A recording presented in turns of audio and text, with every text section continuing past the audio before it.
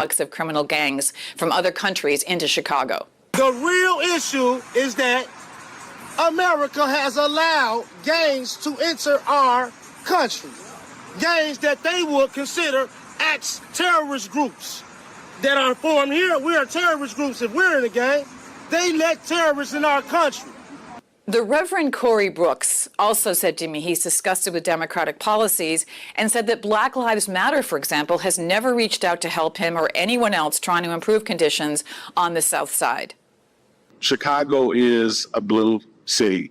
Illinois is a blue state. There's no doubt about it that the majority of our neighborhood, they're going to continue to vote Democrat until they wake up.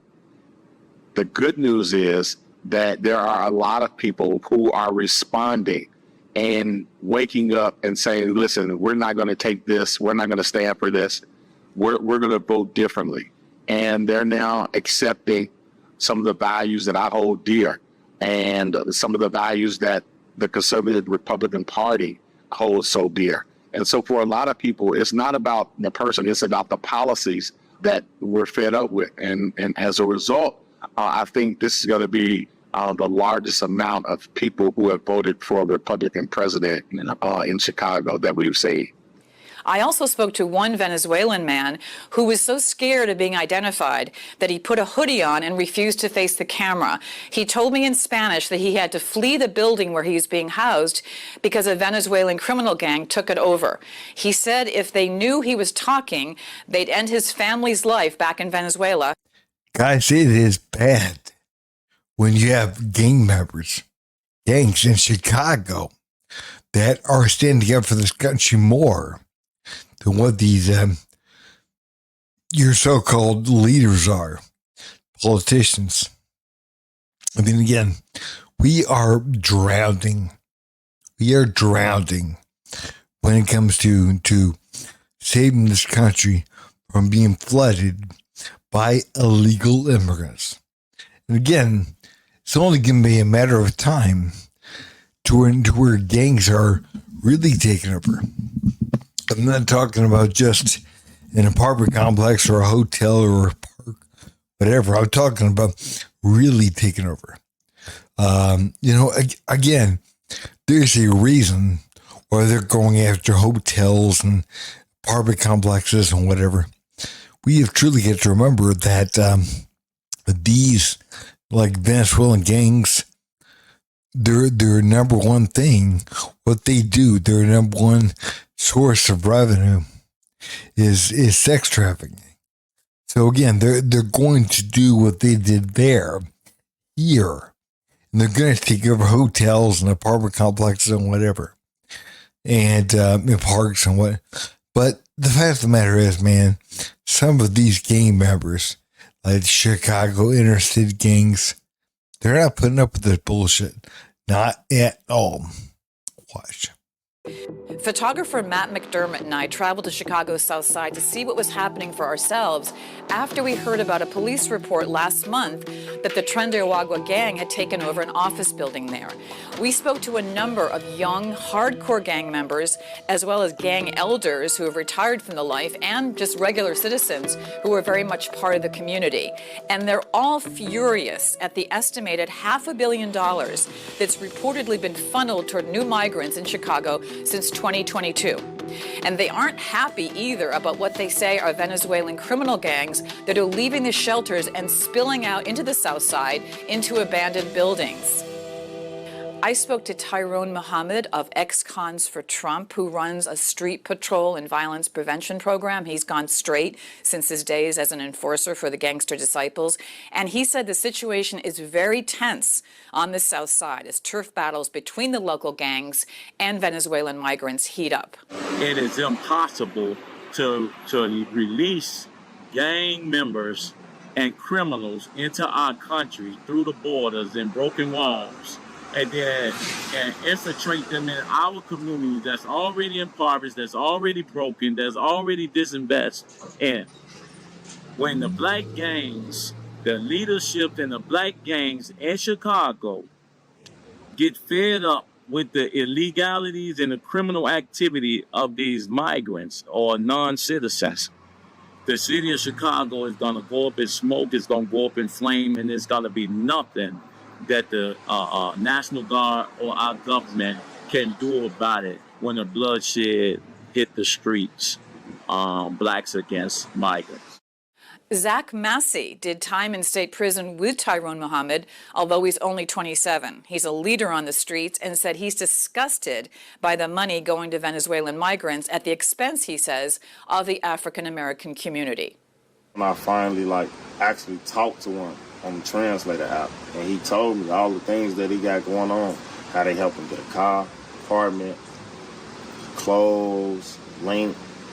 So it's just like, I just be looking at it like they ain't got no Social Security number. Where they come from? He probably not even here legally. No, I know it's difficult when you don't want to hear something, when you truly don't want to know that somebody is against you, but your government is against you. Doesn't matter if you're white, doesn't matter if you're black, doesn't matter if you're Asian, doesn't matter if you're the red man. Well, it doesn't matter. They are against you. They don't want you here. We have too high of a standard of living. Again, they can't just come in and take over.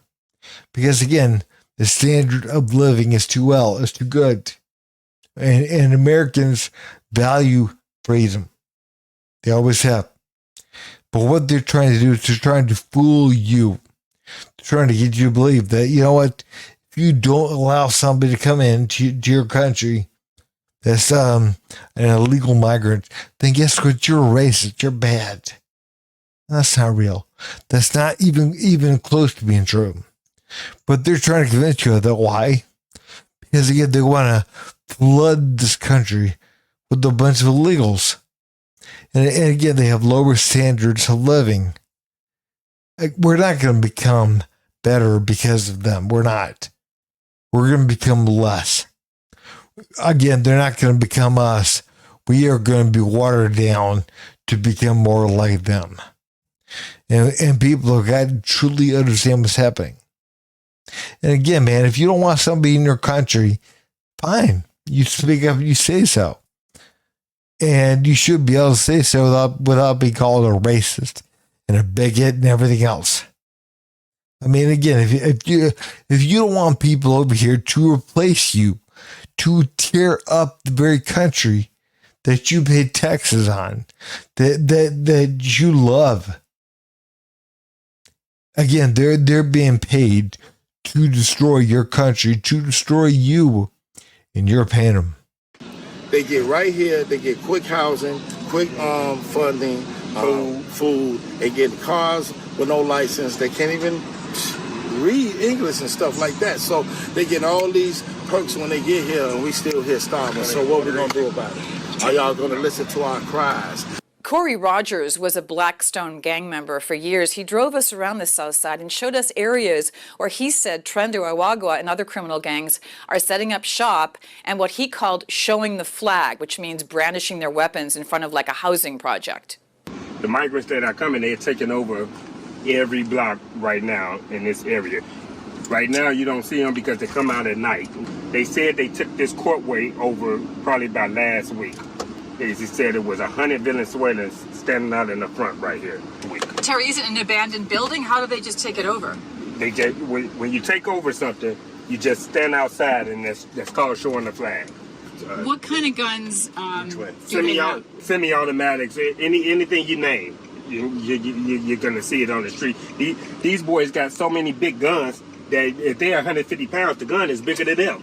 I swear. But they know how to handle it, right? They know what. Tell me about the fact that they're criminals, right? This is a criminal element. These aren't just a bunch of Venezuelans that walked over the border and used to be gardeners back home, right? Right. They come from the gangland. They come from rougher gangs than us. They know what they're doing. They know what they're doing.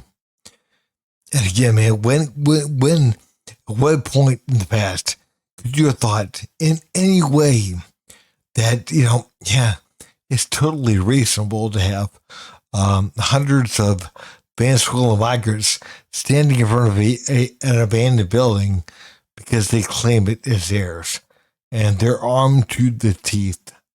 I mean, never. back when I was a kid, man, I used to love watching like Escape from New York or whatever. And again, man, they were good movies, but the fact of the matter is, man, we never thought that stuff. At least I never thought that stuff could possibly happen. Possibly, but I mean, now we have truly got to understand what's happening to our world. And again, man, it's not coming from the right. The Trojan horse is being let in by the left. And they know it. Some of them know it. And again, all they're doing is they're taking advantage of the youthful idiots. Again, because they know that they'll be voted for again and again and again. That's the way things are. But, I mean, the real story here, is they're letting in millions of migrants, illegal migrants to your country. And they're bringing down the wages. Because, again, the majority of these people they have government subsidy. They get their housing and their food paid for. So again, they have subsidy, it's being paid for, but yours isn't. So again, they're bringing down the overall value of money. They're literally bringing on inflation. That is what it is. People have got to understand that. And number two, the food and the housing. Again, we're going to see a crisis, a shortage of each. Because again, they don't care. They truly don't care. They're just giving away what is not theirs. And again, it's going to do damage to the American people. And people that won't roll their eyes and wake up and realize they've been had. They have been had. But, the fact of the matter is, guys, we have truly got to understand, just because they tell you you're racist or whatever, man, if you don't want a black or brown person to come in the country illegally and whatever, you're a racist. No, you're not. You don't want somebody that's a liability to come into this country. And again, that is what the main difference is between somebody from Norway or Sweden or whatever. They're going to come over here. They're going to bring their know-how, their ingenuity, whatever with them, and they're going to support themselves and then some.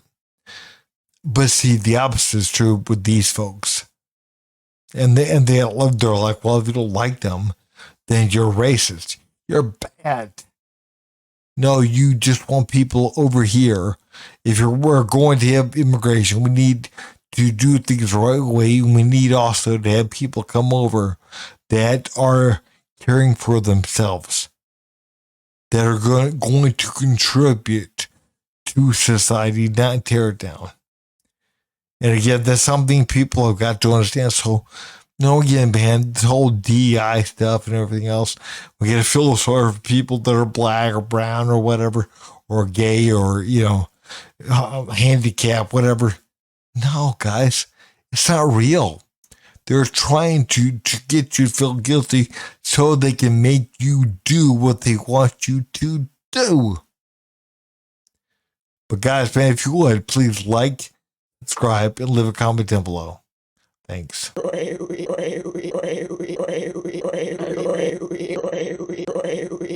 You son of a.